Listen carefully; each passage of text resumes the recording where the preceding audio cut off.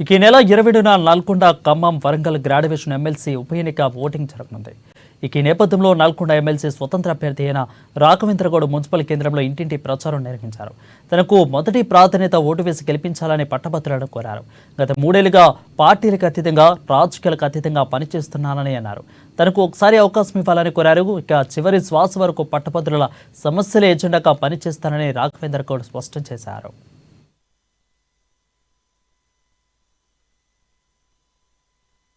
ఊసరు వెల్లులాగా ఈ పార్టీ ఆ పార్టీ రంగు పోసుకుంటూ వచ్చే వాళ్ళు రేపు మీరు గెలిపించినాక ఇట్లా రిజైన్ అన్న చేస్తారు, లేకపోతే పార్టీ కోసమే పని చేస్తారు, పార్టీ ఏజెంట్ అనే ముందుకు తీసుకెళ్తాడు.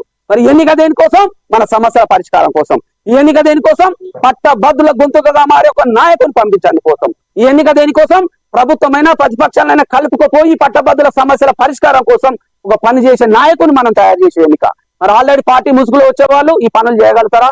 ఆయన లేచి మాట్లాడుతున్నాయి, కూసోవాయ మన ప్రభుత్వం బాగానే చేస్తుందంటే నమస్తే అన్న అని కూర్చోవాల్సి వస్తుంది. మనం అందుకే ఇండిపెండెంట్ గా వస్తున్నాం.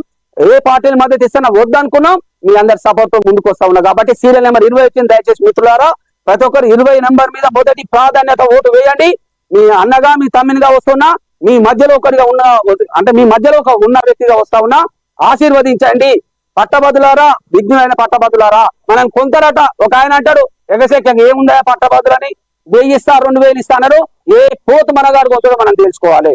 అంటే మనందరికి చీమినెత్తురు ఉంది, వాళ్ళకి లేని వాళ్ళు మన మీద బదనాలు చేస్తా ఉన్నారు. నేను ఒకటే ఛాలెంజ్ చేసిన, మా పట్టభద్రులను కొనే శక్తి యువనికి ఉంది అని అడిగినాం.